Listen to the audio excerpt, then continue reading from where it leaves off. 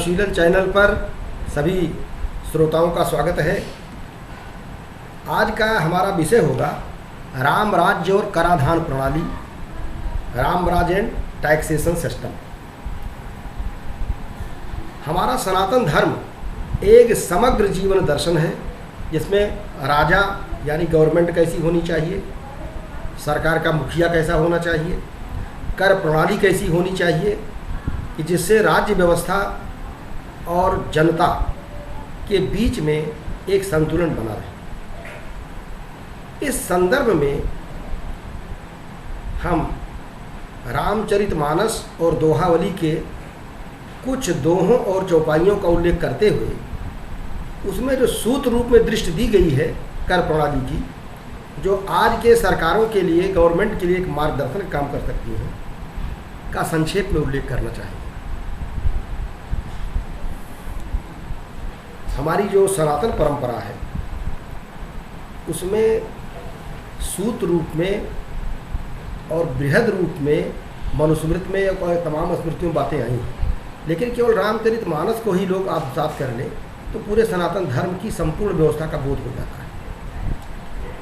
एक प्रकरण आता है जिसमें राज्यारूढ़ होने के बाद भगवान राम अपने भाई भरत से पूछते हैं, सलाह लेते हैं, परामर्श करते हैं कि कर प्रणाली कैसी होनी चाहिए, राजा को कैसे टैक्स लगाना चाहिए, कितना लगाना चाहिए, किस पर लगाना चाहिए, जिससे राज्य व्यवस्था का कोष भी सुरक्षित रहे और जनता पर बहुत ज़्यादा भार न पड़े। इस बात का उल्लेख गोस्वामी जी ने दोहावली के एक दोहे में यह कहते हुए लिखा है कि भरत ने जो उनको राम को सुझाव दिया कि बरसत हरसत सब लखें, करसत लखें न कोई, तुलसी प्रजा सुभाग से भूप भानु सो होय। भाव ये है कि जैसे सूर्य समुद्र से, नदियों से, तालाब और पोखरों से, यहाँ की जनता के शरीर और हाथ से भी जल को खींच लेता है अपनी किरणों के माध्यम से, जल को खींच लेता है और पता भी नहीं चलता है, यानी सहज भाव से टैक्सेशन हो भी जाता है।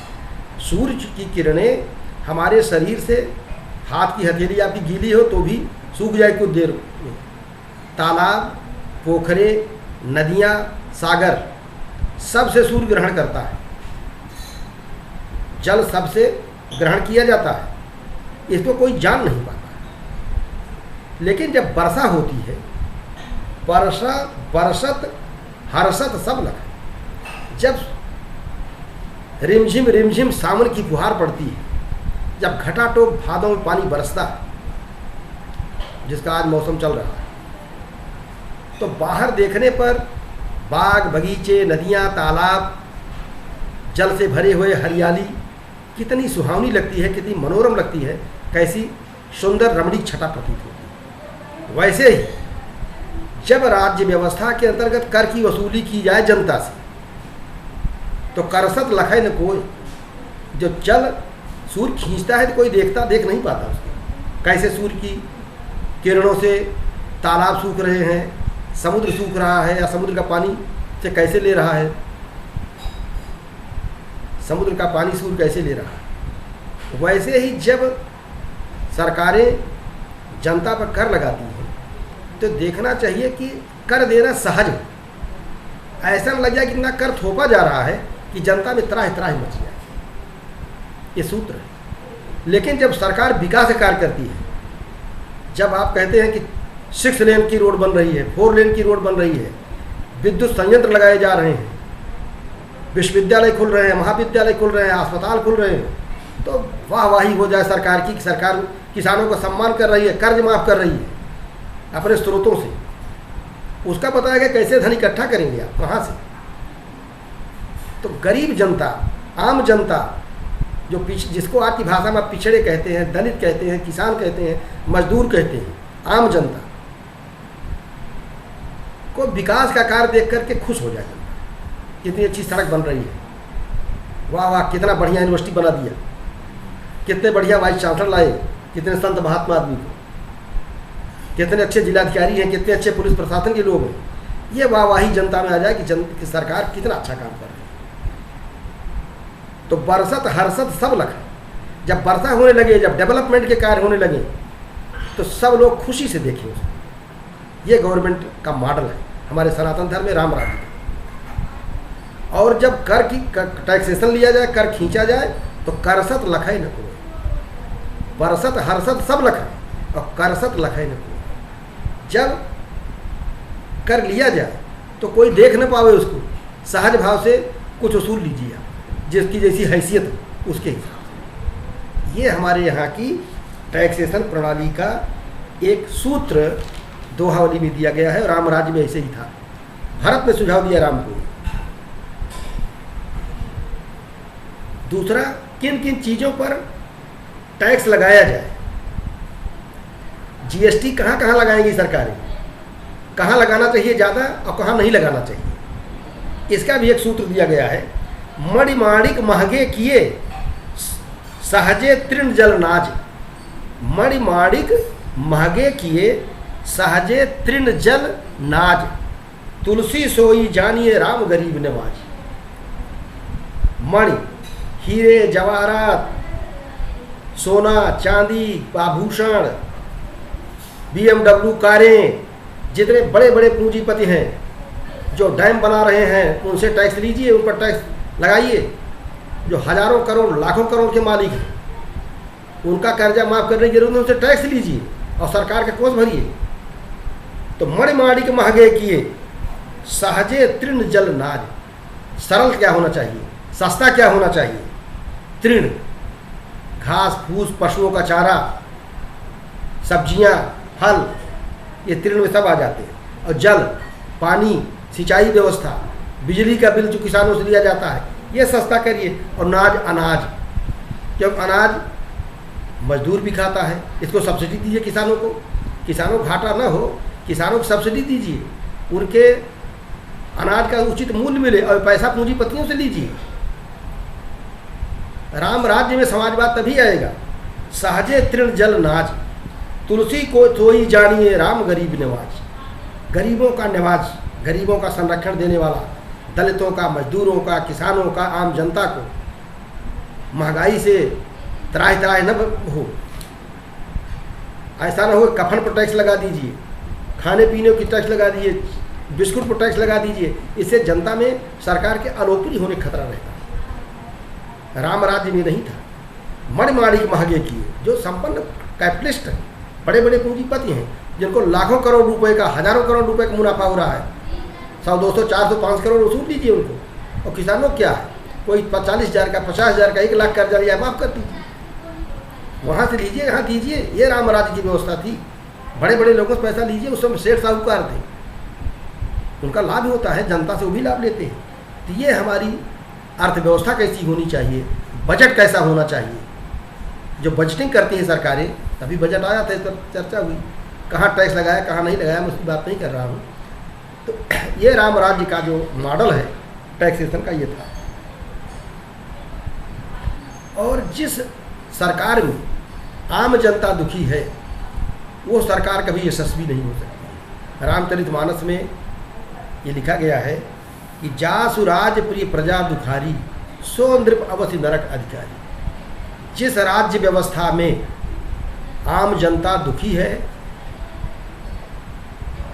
चाहे वो महंगाई से पीड़ित हो, चाहे बेरोजगारी से पीड़ित हो, चाहे लॉ एंड ऑर्डर से पीड़ित हो,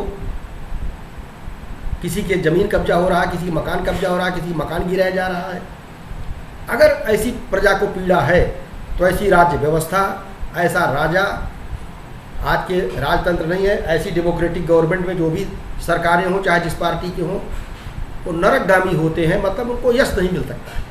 इतिहास में उनका नाम स्वर्णाक्षरों में नहीं लिखा जा सकता, चाहे अपना कितना भी अपनी आत्मप्रशंसा आप कर लें,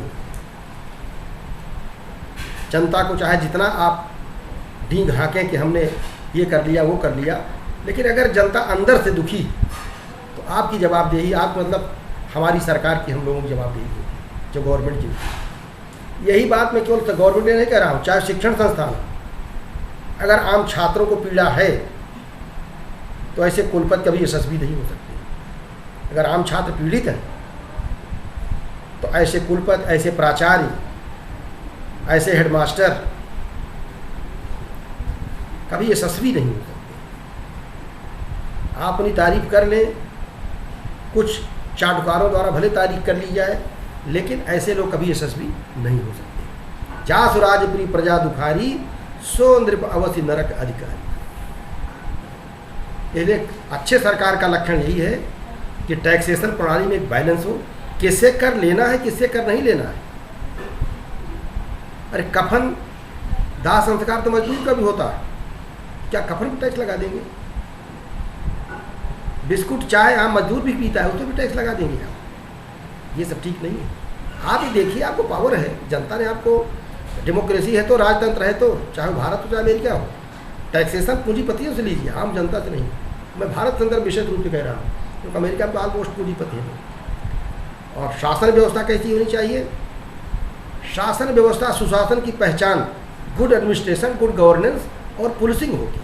अच्छी पुलिसिंग का मानक क्या है? अरग जवास पात बिन भयऊ, जिम सुराज खल उद्यम गए। गुड गवर्नमेंट वही होती है जहाँ दुष्ट, आतंकवादी, माफिया, बेईमान, चोर उचक्के ये डरकर भागे राज्य छोड़ करके, भय से, पुलिस के भय से। अगर सुधरते हैं तो ठीक है, नहीं सुधरते हैं तो इनको अंदर करिए, मार पीट के ठीक करिए। जिम सुराज खल उद्यम गए, दुष्टों का धंधा बंद हो जाता है, सज्जन लोग आराम से रहते हैं। ऐसी राज्य व्यवस्था का मानक आडल राम राज्य। शेष एक चीज और हम बताएंगे कि राजा कैसा होना चाहिए, राजा को किस प्रकार से वितरण प्रणाली कैसी होनी चाहिए, जो धन इकट्ठा होता है उसका डिस्ट्रीब्यूशन कैसे है, डिस्ट्रीब्यूटिव जस्टिस जिसको आप कह सकते हैं। तुलसीदास जी ने लिखा है, मुखिया मुख सो चाहिए, खान पान को एक, पालय पोसे सकल यंग तुलसी सहित विवेक। मुखिया कैसा होना चाहिए? मुख जैसा। खान पान को एक, जो कराधान आएगा, जो अर्थव्यवस्था में विकास होगा तो जो पैसा आएगा वो एक व्यक्ति के पास रहेगा, एक से मतलब गवर्नमेंट के पास रहेगा। लेकिन इसका मतलब ये नहीं है कि आपकी राज सत्ता है तो सारा पैसा खुद ही खा जाइए, आप अपने लोगों को मार दीजिए, आप ऐसा नहीं होना चाहिए। समाज के जिन वर्गों को, जिन लोगों को जिस प्रकार की ज़रूरत है, विवेक पूर्वक उसका वितरण वैसे करिए जैसे भोजन हमारा शरीर एक ऑर्गेनिज्म है, हम एक जैविक अंगी है जिसमें खाते मुख से हैं, जल मुख से पीते हैं। लेकिन जो पौष्टिक तत्व, विटामिन्स हैं, मिनरल्स हैं, जो हमारे पेट में जा कर के ब्लड में मिलते हैं, वो जिस अंग को जितनी ज़रूरत होती है उतने उन अंगों को भरण पोषण उस पोषक तत्व से होता है। मुख सब कुछ, सारा ताकत अपने आप में नहीं ले लेता है, सारा ताकत दांतों को, मुंह को, जीवा को नहीं मिल जाती है। तो ब्रेन को, हाथ को, पैर को, जिसको जितनी ज़रूरत होती है, विवेकपूर्ण ढंग से हमारा शारीरिक सिस्टम उसको बांट देता है। दिस इज डिस्ट्रीब्यूटिव जस्टिस, यह वितरणात्मक न्याय। इसी प्रकार से धन का वितरण, बजट का वितरण होना चाहिए। ये हमारे राम राज्य की व्यवस्था में, सनातन धर्म में, अर्थव्यवस्था के लिए, राजाओं के लिए, गवर्नमेंट सरकारों के लिए एक सूत्र दिया गया है, जो आज के परिप्रेक्ष्य में भी ये प्रासंगिक है। तो हमारा उद्देश्य केवल ये कहना था कि हमारी सनातन परंपरा एक समग्र जीवन दर्शन है, अर्थव्यवस्था है, राज्य व्यवस्था है, सबके कर्तव्यों का, अधिकारों का सम्यक बोध कराया गया है। आज हम इस सूत्र के साथ ही अपने श्रोताओं को ये आह्वान करते हैं कि इन सब चीज़ों को आत्मसात करके और इस प्रकार का मार्गदर्शन जो बजट बनाने वाले लोग हैं सरकार में, उनके पास ही पहुंचना चाहिए। इन्हीं शब्दों के साथ इस वीडियो को समाप्त करते हैं। धन्यवाद। यह है 48